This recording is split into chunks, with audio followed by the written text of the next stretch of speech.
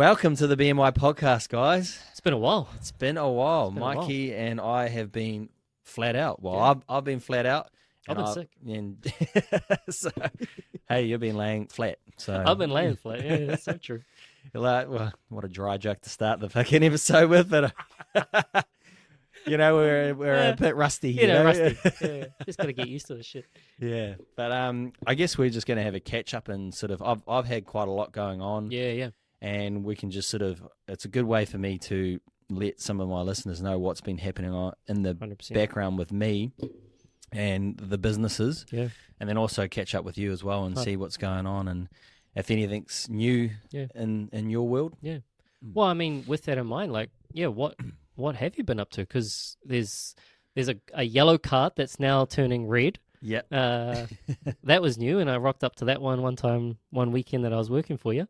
That's funny. I will give the listeners a bit of a backstory actually on that. So I ended up buying a third coffee cart, and then Mikey he actually helps me from time to time, like saving our asses pretty much because we've hired quite a bit of staff, but we actually haven't been able to get them to all work at the fucking same time, and Still got the call-ins. Yeah, well, that's why you need those casuals. Yeah, we decided 2 days ago. I said to Judith, we need to put another ad up for a casual. Yep. Like we don't even.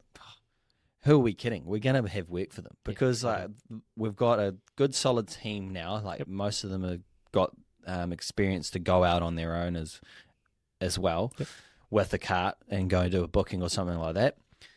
Whereas now we kind of need someone just to help, like how you helped me on Saturday, where with just taking orders. Like we need to, when we have those bookings that we know are too big for just one person, we need a backup for that because it's funny because we were just looking over it just now. So Judith does a little call out to everyone in the leading month. These are the ones we definitely know are coming. Yep.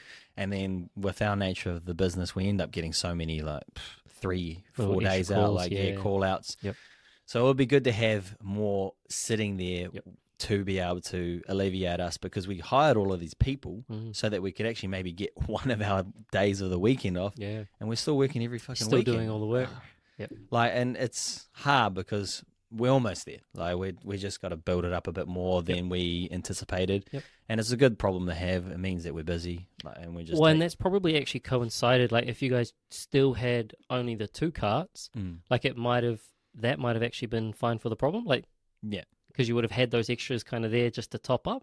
Whereas now with the third, it's kind of put extra pressure on you guys, and it's like, oh, back into it. Yeah, well, it's also, we were turning down a lot of work. That's why we got the third cart. And I even said to her, it was a running joke for a while. I was just like, oh, we just need a third cart because we are turning down some ones. We're like, man, we can make $1,000 there, maybe even $1,500. Yep. And that's just work we're letting go of because we've never. How do you say it? We've never turned down or we've never booked something in and then just blown that off to go and do a larger booking. Yep. That's not how we like to operate. And sometimes these big bookings come we're like, wow, man, that would have been a really good one to soak up. Yep. So now we're actually picking all of those up now, and I call up my brother as well to come and help. Because we ended up having the field days, which was that's right. Yeah, and that was insane, and that's kind of it was almost like a bottleneck for us. We were like, okay, well, we know we're going to be real busy, and then it was hard for Judith, so we were trying to staff up and train everyone up because we knew we had that busy week, and we ended up having all 3 carts working at 2 different days that week. So now at the same time as running. Doing the field days, which is pretty nuts. It's crazy. Yeah, and I'm pretty proud of us and our team. We honestly, we smashed it, and because we were unavailable. Yeah. We kind of had to have everything set up, everyone, and you guys were the last straw for us because we were like, oh shit, I got Mark over. I was like, can you come over and get the call? So can you come over and actually learn the other cart And it's quite hard to just jump into things. And I think I was just telling you the other day, I want to do some sort of training video for our staff, because it's really hard to actually jump into a cart and just be able to just go and belt out coffees without one knowing the machine. And all of that stuff, it's kind of throwing everyone in the deep end, and we don't like doing that. Like, well, that's what it was like. And then I think so that day that we ended up having the new cart, Mark was like, "We got this one. I don't really know the setup." So the week before or the 2 weeks before, whenever we had done Discovery, I was on the tools, on the gears, and he was like, so we pumped through that, and we kind of got used to each other's system by the end of it. That's another thing, like working with different people, learning the way that they do it or the different systems and stuff. Where you need help at different stages. Yeah. But so then we jumped in on the new cart, and he was like, "You're on the tools again, bro." So he started taking the orders. He was like, "Apparently this one is, you need to dial it in a little bit more, and the milk steams a lot faster." So you must have told him that. Yeah, I told him that. I told him that so he could do the fucking machine, by the way. And so he jumped in. I was like, "Oh shit, yes." But I mean, at a certain point, like realistically, the only way to learn is actually by doing it anyway, right? Like you kind of just have to kind of get stuck in. We were just apologetic to the people. We were like, "Hey, like this may take a little bit longer. We just got a new cart. We're just figuring out the systems. Communicate and And honestly, if you communicate, that tends to be the better thing for customers. If you tell them like, "Hey, it won't be long," and it's fucking long, and it's long, exactly. Then, oversell, under deliver. No, and that's it. And everyone was actually understanding. Like, they're just cool. grateful we're there, honestly, and that's 100%. What I try to tell our girls as well. Like, as long as if you know you're going to be a bit long, or I really hated when we were at the field days and would have a line and she wasn't telling them, "Hey, there's still, you might have waited for 15 minutes, but there's still 10 minutes waiting over there." Like, just letting them know, and then they're like, "Oh, sweet." But the problem is as well, what we started doing is we're like, "Oh, it got to about 25 minutes," and they're like, "Oh, come back," and we're like, "Oh, no. Don't do that."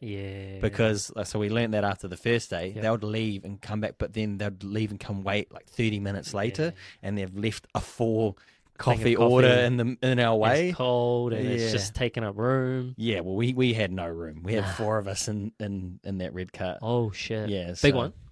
Or Judas one? Not Judas one. No. So we had it in my one. And we had this system. It was pretty much like take order, hand to the person at the back. She filled it up, all the milks. She handed the milks off to Judith. Judith did the milks in the shot, and then she handed it over to me, and I just poured and then yelled out order. And it was just like a process line. Yeah, honestly, it was really good. It was all Macca's style. I was really going to say that. It's like Macca's. Yeah. But obviously, like when you're pumping out that type of volume, that process line is critical. Like that's why Macca's has obviously been able to do what they do. Because they have that system. Mind you, a few random people that fuck it up all the time, but they have the system down pat. And we all made mistakes as well. Like it's when you're under the pressure, and we made 1,000 coffees on the Friday, which is nuts. For that machine, that small amount of space, and it was raining and shit as well. So like it was just hard to do, because normally you'd have like space outside, you can go and put shit out there, and you can like load quickly. But we had to like make sure shit wasn't getting wet, and so we had like our boxes of cups and stuff outside. And because that's a 1,000, that's a box of cups. So like you're thinking about how you reload a 50 sleeve. We had to have heaps of stuff there. That's insane. Yeah. How much milk did you go through? Oh, I can't even remember, but it was like, I would be guessing here, but it was maybe like 300 bottles of milk or something like that. It's insane. It was about, maybe more than that. Yeah, but it was pretty nuts. It was good too, actually, because field days, there was a lot of alternative milks, but not as crazy as like slightly more dairy drinkers at field days. Yes, thankfully. If you could picture one area that was going to have a lot of dairy drinkers, it would definitely be. It was still pretty shocking to really more than so. Like when we go to the horse events, it's 90%, 95% milk drinkers. Wow. Some of them are trim. So like, but then we'll go to football and it's pretty close to 50-50. Oat, soy, coconut, soy, we'll be very happy if we get like 7 orders in a row that are just normal milk. Yeah.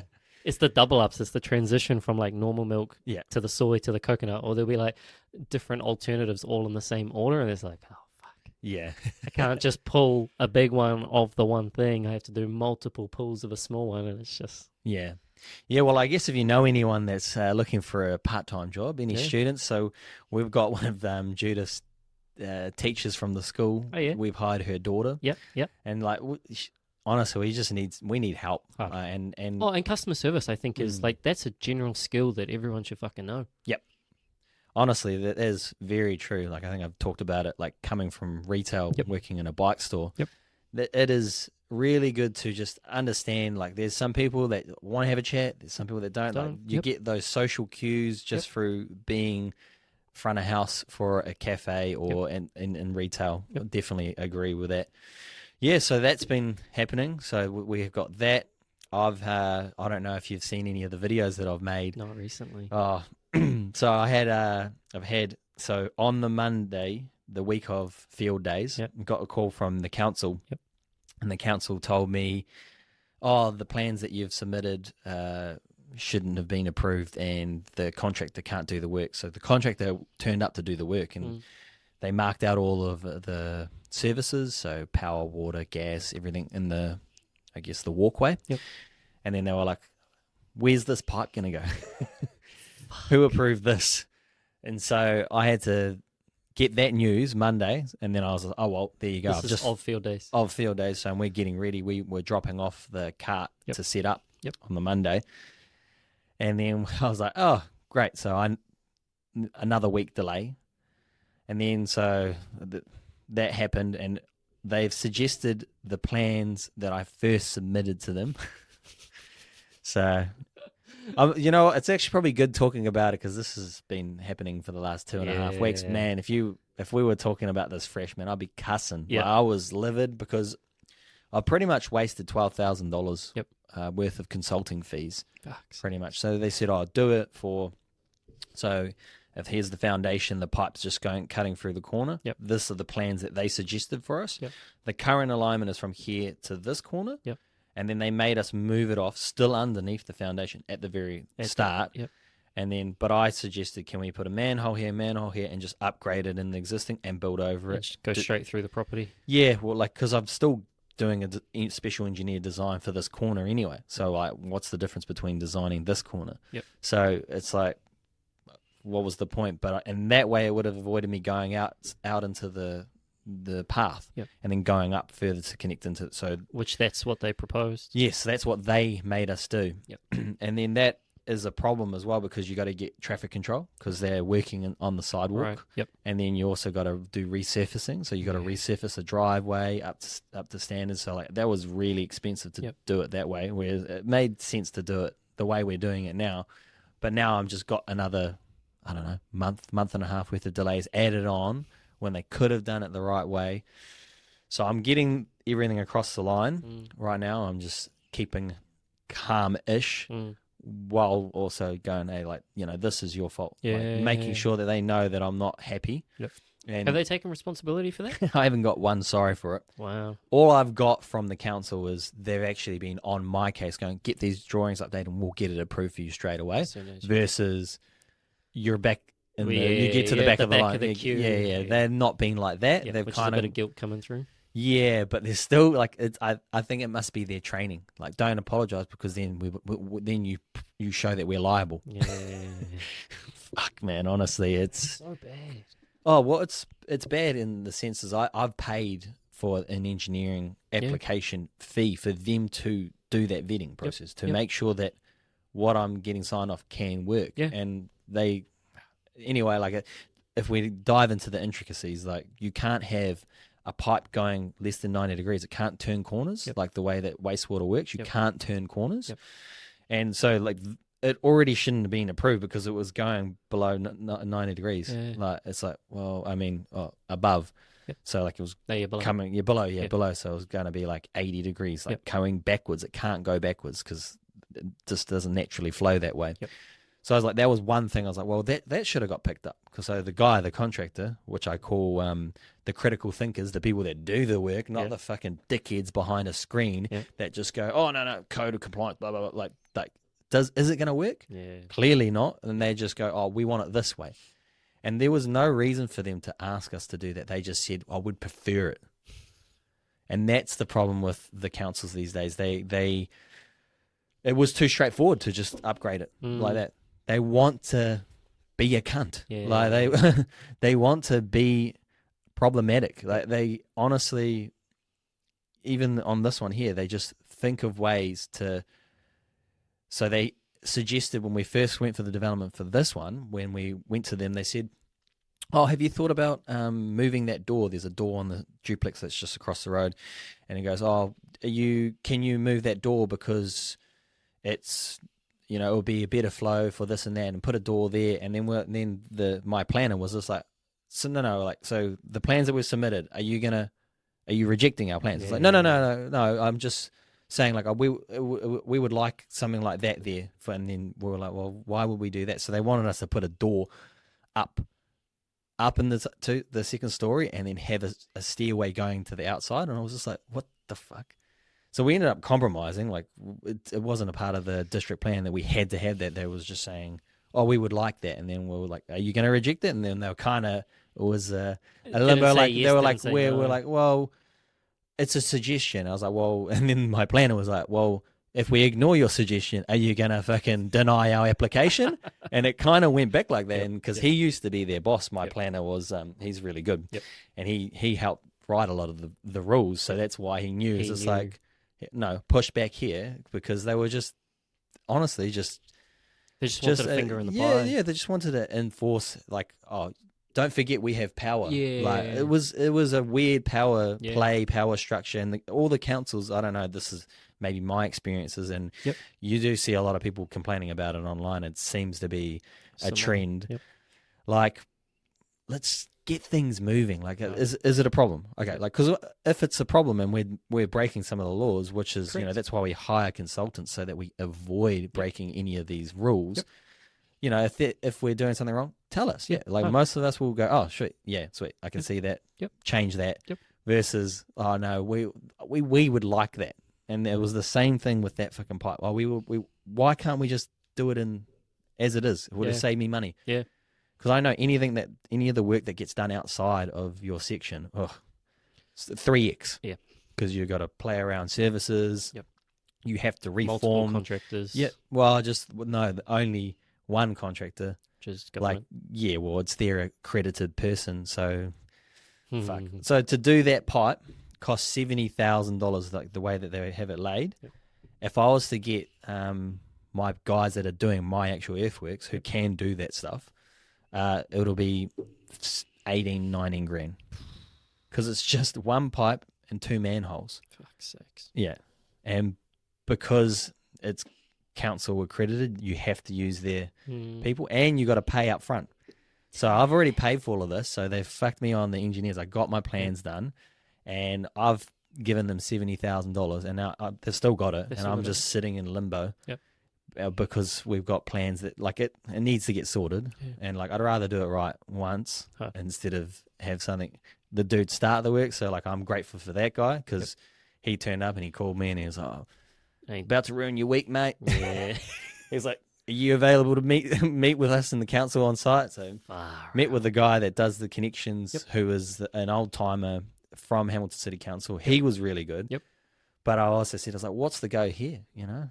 I've had a big rant just then, but like, lucky that they pulled it up though. Like, and obviously he doesn't want the liability of doing it and then being like, bro, you did work that you knew evidently was incorrect or wrong. Yeah, like he didn't want that as a liability, but still, like, lucky he picked it up and still said something about it. Yeah, that's it, and that's how I have to look at it. Like I'm doing well. Like, I've got a property development. I'm gonna have 5 units. Like, it's how much do you want to focus on bitching and moaning when I'm still winning, like it's hard.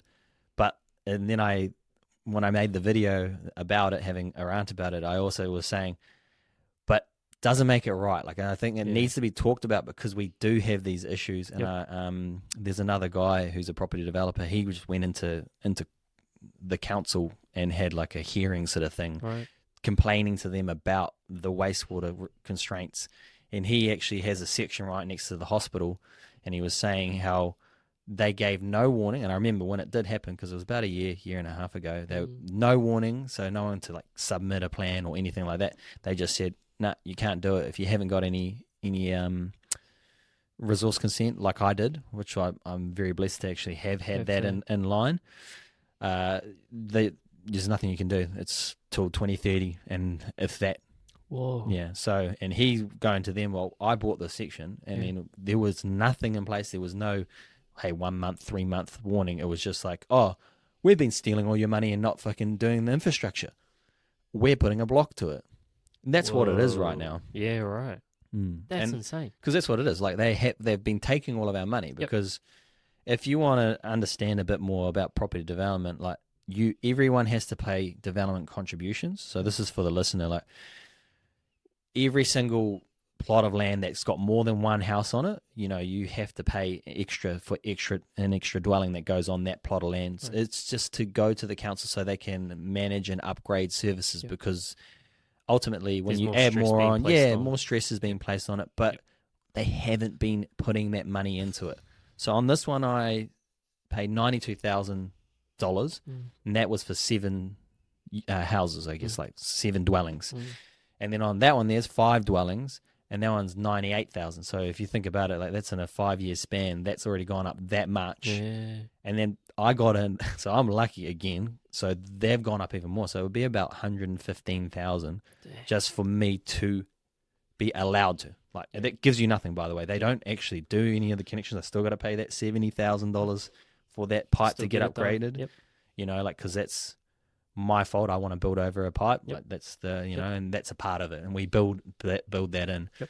But yeah, those are the sort of things that you kind of run into when you're in development, and it's super frustrating, and it's hard to keep calm and collected. And then obviously they fucking sit on the roads that they do for God knows how long, fucking a whole year doing a section of road, and you're like, you're paying the dude to have fucking smoko 20 times a day. Yeah, it's hard to, because like with that there's a lot of, and that comes down to red tape as well. Yeah. They're sitting around because they're not allowed to move to the next stage, because they've got to wait for the fucking inspector to turn up.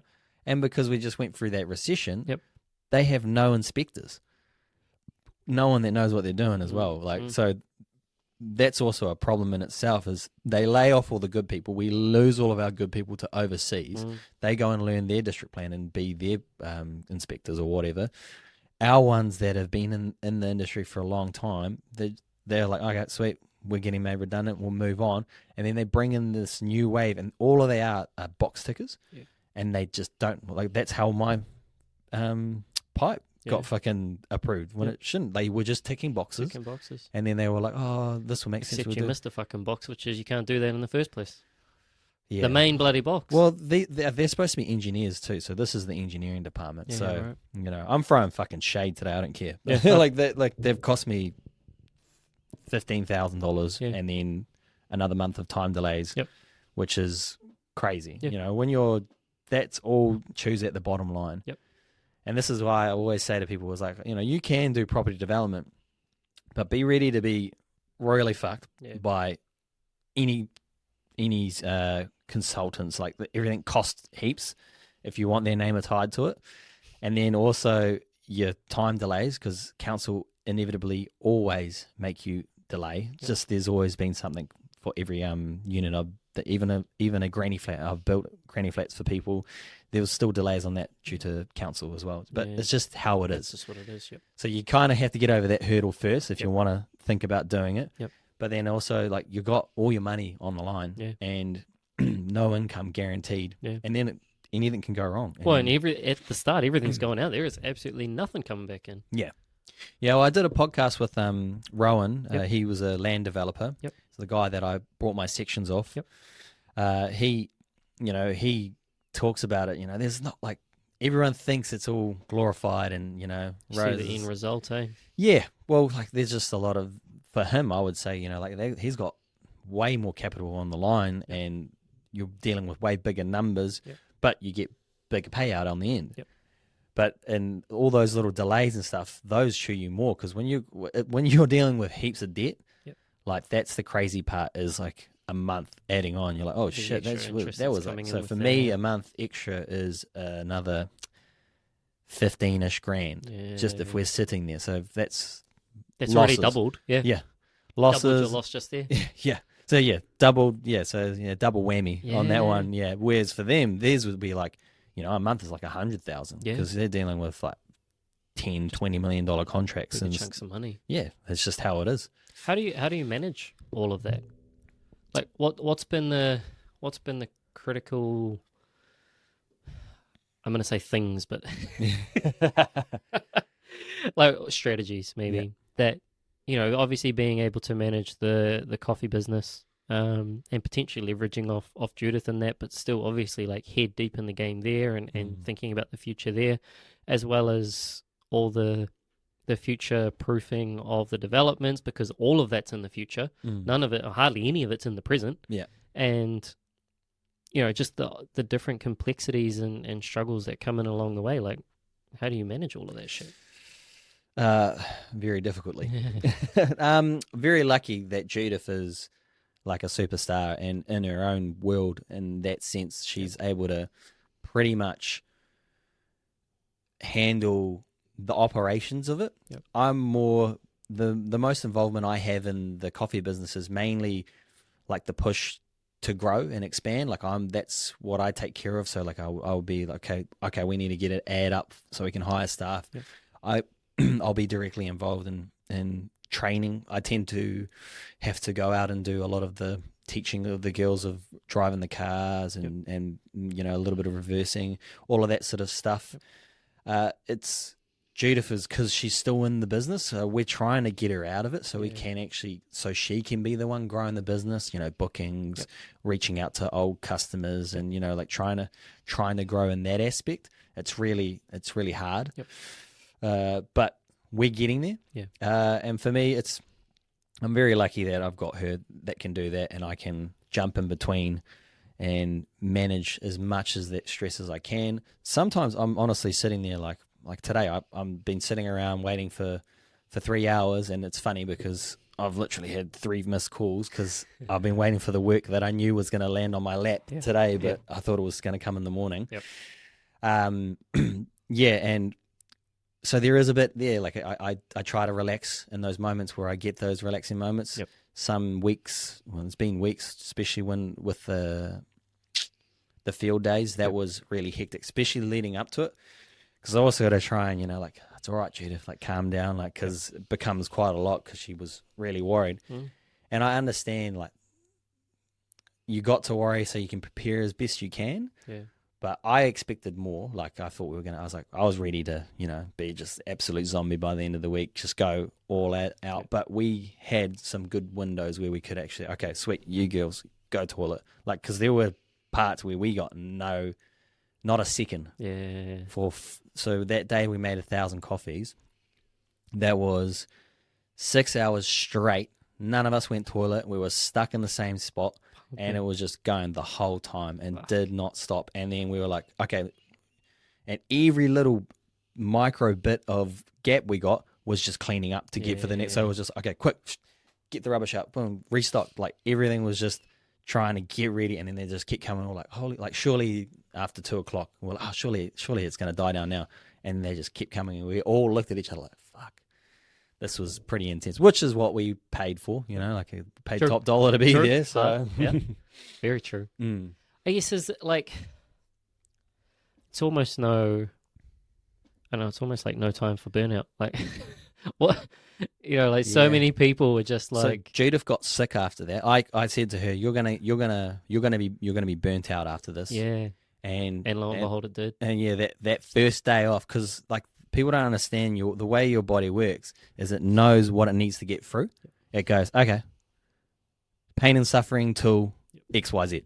All right, so Monday, we gotta make it to Monday, And then when you finally relax and you're like, well, I was fine yesterday. Like I was actually fine. Like what happened? Your immune system goes, okay, sweet. Now it's time to recover. Hard. Boom. Hit them with the fucking cold. Hit them with the whatever it is. Yep. Which honestly, and that was the same, pretty much every single bodybuilding client that I've had has had that exact same thing. Mm-hmm. I felt it when I was doing it. You get to a certain point and people always say like cortisol's a bitch and cortisol's the bad hormone and all this stuff. It's like cortisol is like the one thing that gets you fucking going. Like that's pumping adrenaline. Like your adrenaline is so high that it is just hissing you through. Yeah. And like without that stress, like you would have burnt out ages ago, but you have that adrenaline going, you're just hissing through, and as soon as you stop, it's like, okay. Now immunity is suppressed. Yeah. Now it's really kicking in. Yeah. I don't know, like for me, I don't know, I definitely am built for this, or I have built my mental fortitude to be able to go for it, because I went from that straight into, okay, I got to go and sort this fucking pipeline out. So I was on the phone that whole week and just like, still just like not taking the pedal off. I do get like a little bit, I was like, oh shit, like man, I need just a rest. Yep. So we were doing like 4:30 a.m. starts, you know, that week, and I was like, I just need a bit of sleep. I'm normally all right if I can get like decent amount of sleep, but it's when the stress of all of that stuff, and I struggle to get to sleep at night, even though I'm exhausted, and it's maybe just me in my own head going like, fuck, I should have been in bed at like 8. Yeah. But now it's 10 o'clock. Sitting there at 10. Well, the first couple of days we came back and we started baking, and like that was too much. We were like, okay, well, we tried to over prepare, and then we pretty much went through all of our baking in one day, and we're like, So then the last 2 days I said to Judith, like, don't bake, just get some slices. We like just that's out of your window. We need to focus on getting to the end of the week and just got to pump through. Yeah. So she ended up getting sick, and it was hard, but it's also, now we know we can, like, that's the new high, or that's the new level. Yep. Because before we almost did double our busiest week, almost double, which was the balloons. I don't know if you ended up helping us that week. No, you didn't. No, we were away that weekend. Yeah, that's right. Your brother's wedding. That's right. Yep. Brother's wedding. Yeah. We needed you then. We only had one. Yeah, we only had one helper in each card, actually. Wow. So now we know we can have 4, like for those busy ones. For the big ones, and we can just smash it. But so that's that part. Yep, that's the pipe. Then, so now I also have, I guess I can make an announcement. I said to you last time that I was working on something. Yeah. So I bought 4 sections as well. Yep. So it's not looking like my I'm going to be having time for burnout. Yeah, no time for burnout. No, that's it. And so we bought 4 sections, full size sections out in like a sort of a premium land development, and it's just on the outside of Te Awamutu. Yep. Really nice landscape out there, really nice views, and we're just wanting to do some house and land packages. Yep. So that's if anyone's looking for an investment property, living in New Zealand and wants something in Te Awamutu, I will be putting out some plans in the next sort of 6 months. Yep. So it's currently getting chopped up now, and the developer's actually doing the work right now. Yep. Titles are due in about 10 months. Yep.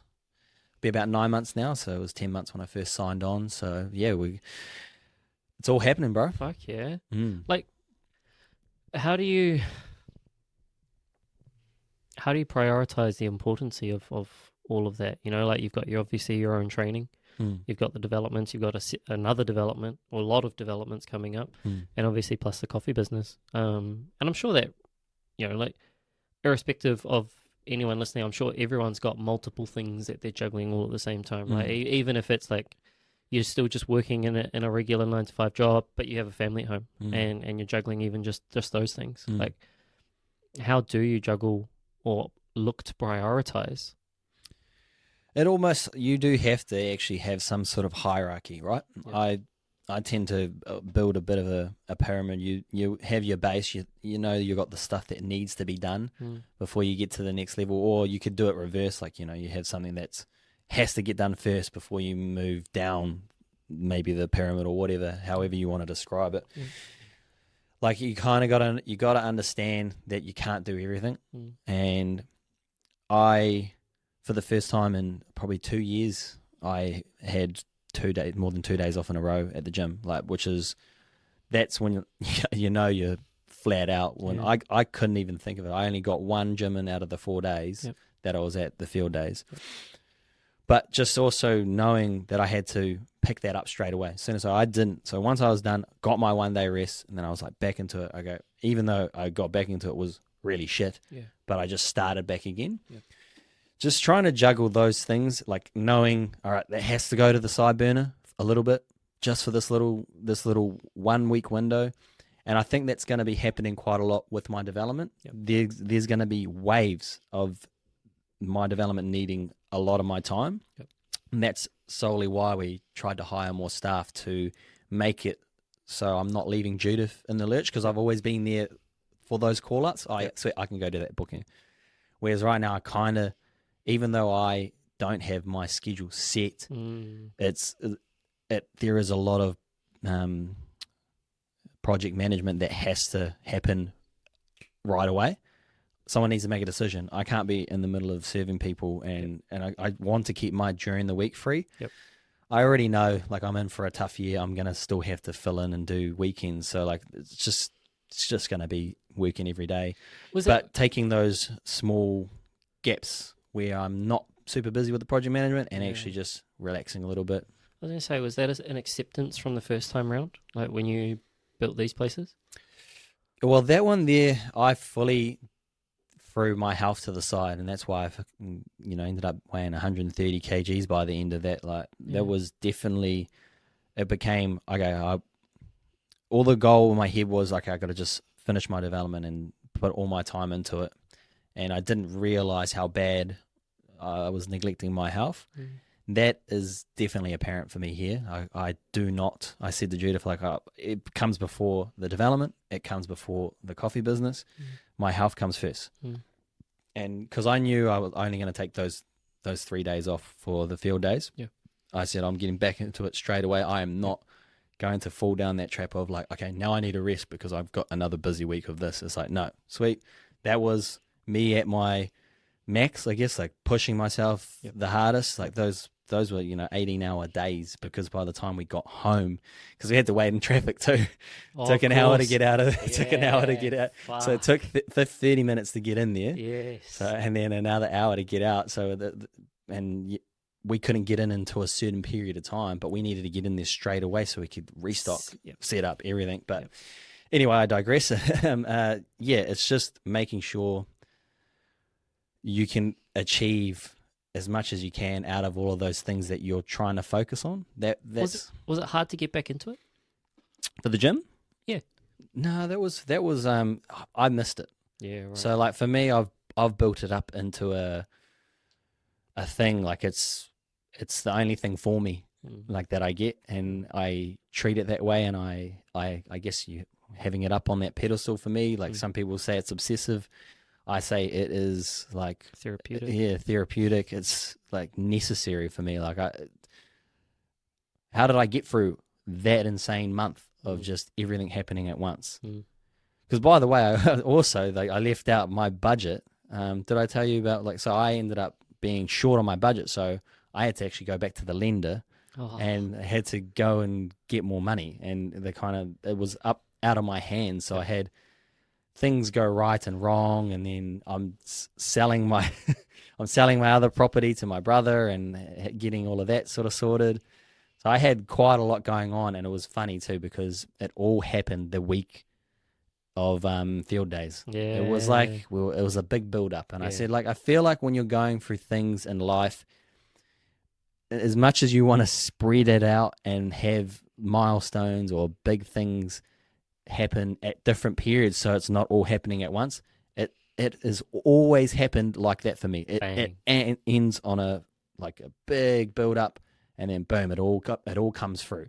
The approval, the house sale, the end of field days, and it was just like, it's weird. I don't know whether that's the same for other people out there listening, like whether they've got a few things going, and then it just sort of bottlenecks, and you're like, oh shit, and then it's almost like that's life teaching you those lessons. This is your next level. Yeah, this is how you know, oh sweet, I can handle that next challenge because all of your challenges were coming to completion at the same time. Yep. Yeah. No, 100%. And I was just going to say that it's almost that accumulation to a point where it will either make or break you. Like you get to that kind of point of build up, and it's like, shit, well, you either do grow from this, like you either just fucking suck it up, hold your sword and go into it, or you crumble. Like you either give up half of that shit so you can just focus on the one or the two things, and you don't learn from that, and you actually end up losing that as an opportunity or a growth opportunity. And so well, I look at those as it's almost like the rite of passage. You're earning your success, you're earning your wealth. It's going through that stuff that actually solidifies it for you, and you go, like I can do this. And it's almost like how I always talk about 75 hard, how I approach things now, because I know I've done something so damn fucking hard that like I think this is a minor problem for me. Like I was, oh yeah, sweet, that's nothing. I can do that.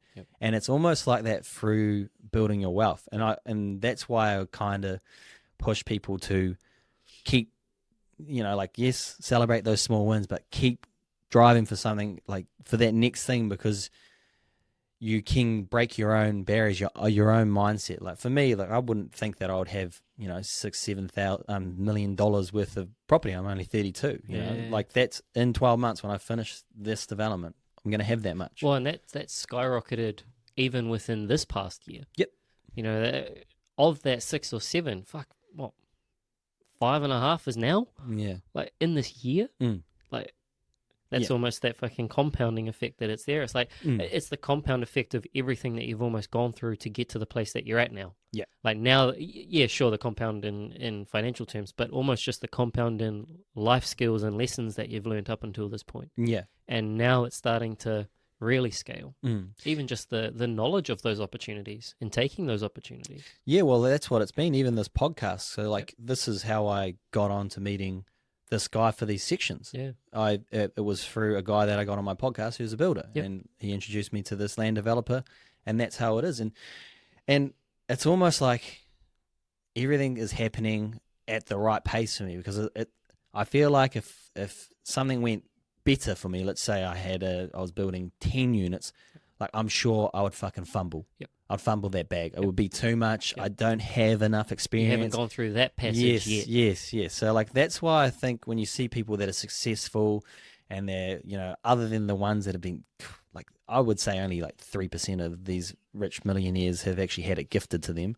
Almost all of them have gone through it. And you'll see, and if you meet and talk to a lot of them, they're like, oh yeah, man, I've been through that. I know, stick it out. And like they have all been through those trials and tribulations. So fuck, it's so true. It's so true. Yeah. I got nothing else. Yeah, well, what have you been up to, bro? Enough about me. How was your sickness, brother? I feel like we're just going on a roller coaster now. We're just peaked at the roller coaster and we're about to come into the fucking null landing. I honestly, this is like... Hey, I'm interested, bro. You're interested. Yeah. Oh, thank you, bro. Thank you. I feel the love. I missed you, man. I missed you, bro. Yeah, fuck. I was like, holy shit, it's been like a month. And you've worked for me twice. I know. Since I've seen you last. And I was like, I said to Judith, that's so fucking rude. I was like, my bro's working for me. I haven't even seen him. I have to go, hey, bro, can you come to a podcast? And then you've cancelled. And I was just like, oh, by the way, can you work for me? Yeah. So true. No, like, I think it was probably about a month ago. So that would have been similar time to field days, maybe a little bit before that. Fuck, I got nailed. I don't think I'd ever been that sick. I actually ended up having to take some time off work. I was that sick. Yeah. I haven't taken a time off work in fucking years. Yeah. For being sick. Proper time off. Like I think I had probably, it was about 3 days off. Shit. Yeah. Yeah. So that kind of rocked me, but it's actually been like this conversation is almost, it's kind of been that whole segue into, that's been my build up. So since being sick, I kind of felt, I don't know if it was run down, and I don't know what that was, but just a lull. Like I didn't really have that drive. I didn't really have that energy. And it was like, that's almost why I get so anxious of taking time off, because I don't want to lose that. And lo and behold, you take a bit of time off and you fucking lose it. And it's just like, you just lose that drive. Yeah. And I was just like, fuck, like worrying just so much about trying to get better and feel better. But to a point where then you get to the end of the day and I was zonked from doing nothing.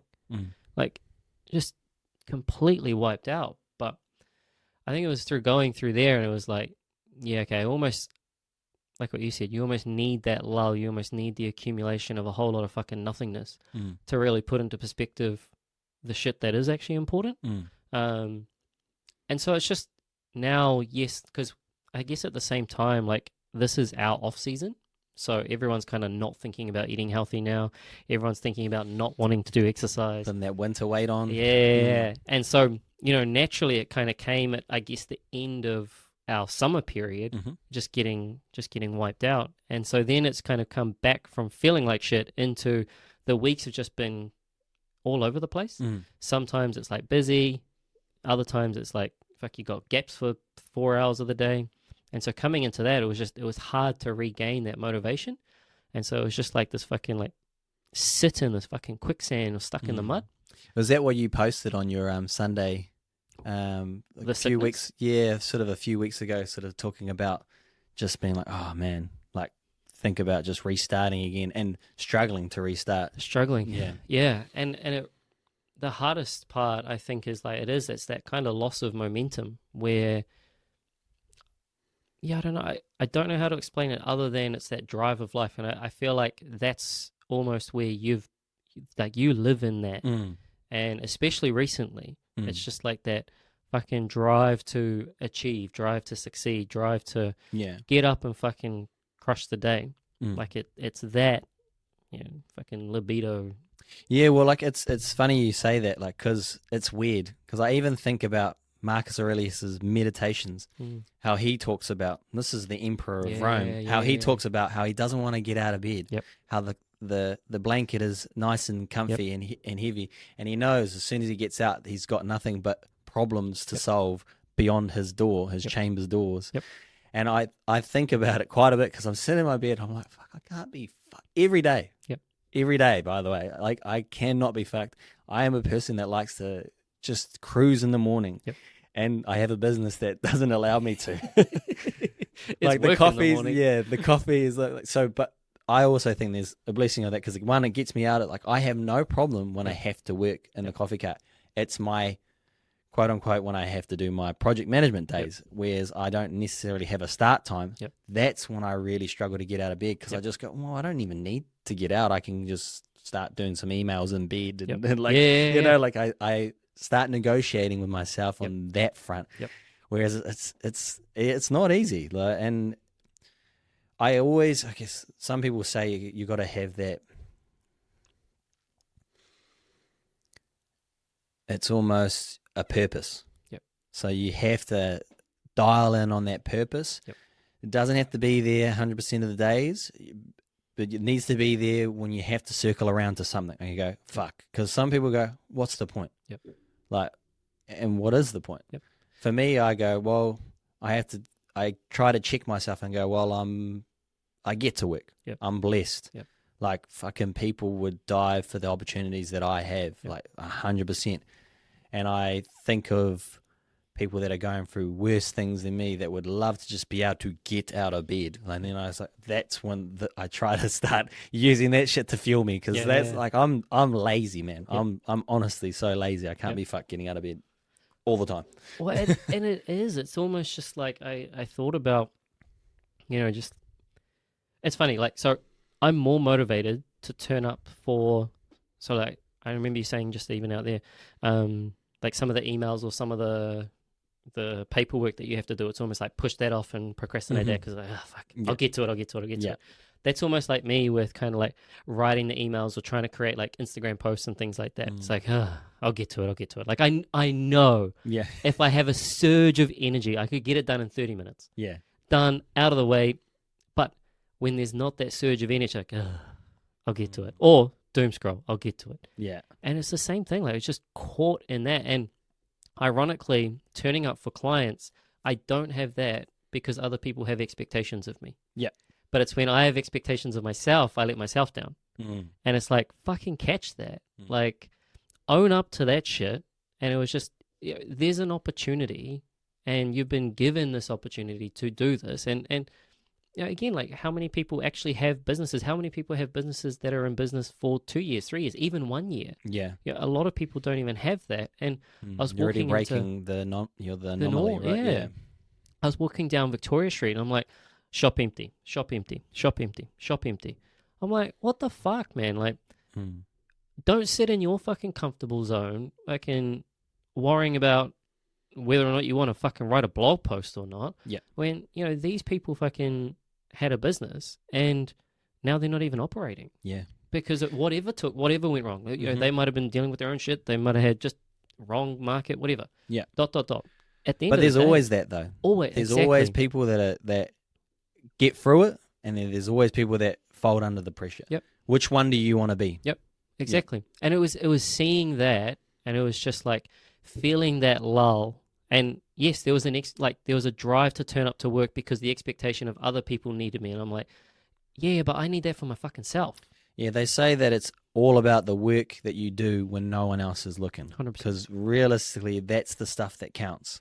Ironically, that is what made, for me, right? Like, that's what made me so successful in fitness. Is because all of it could be done behind closed doors. Yeah. And no one else was watching. No one knows whether or not you're in the gym. No one knows whether or not you're hitting the pavement, etc. And I loved that. And I lost sight of that. And it took the lull plus the seeing of emptiness around, like walking to work and seeing that emptiness there. It's like, there's a gratefulness to fucking even being still in business. Like, now is not the time to fucking feel sorry for myself. Well, and I think it was like that, almost that stage of comfortable. Like, I don't know, whether or not people actually say like the second or the third year is always the hardest or whatever. It's kind of like there was a pressure in year one. There was a pressure in year two because you're like, okay, like, it's not as much as year one because I didn't really know what to expect here. Now I know what to expect, but now I also have to think about taxes and everything else coming up for the first time. And like, well, what the fuck's that going to be like? And then year three is like, okay, I've been here before. Yeah.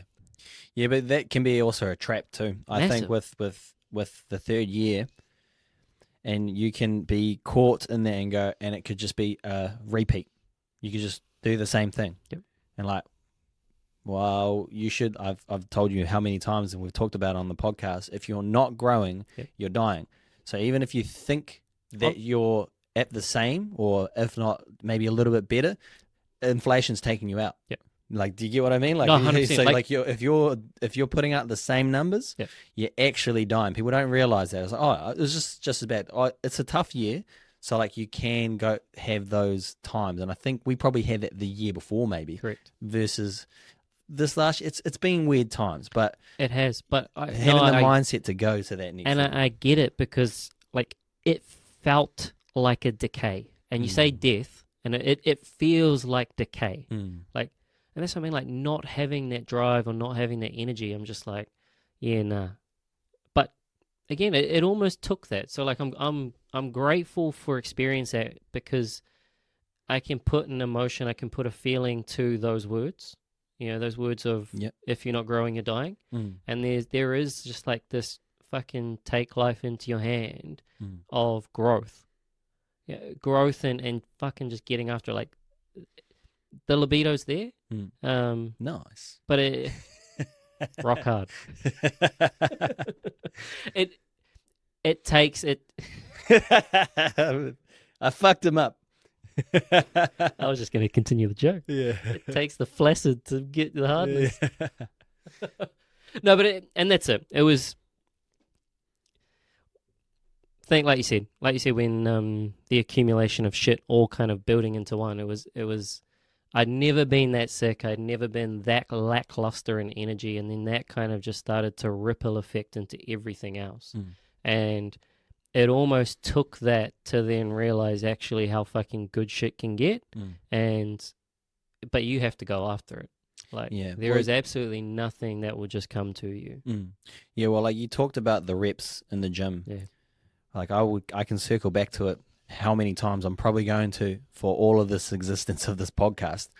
It's that health and fitness. Yeah. Turning up to the gym, like you sort of said, that was your strength. Yeah. That's what you learned from it. Maybe you lost that, like the ability, maybe not being in that. Yep. I give all of my success to my health and fitness. Yep. Being able to turn up for myself. Because I tell myself when I'm in there, I'm like, man, I cannot be bothered. But it doesn't matter.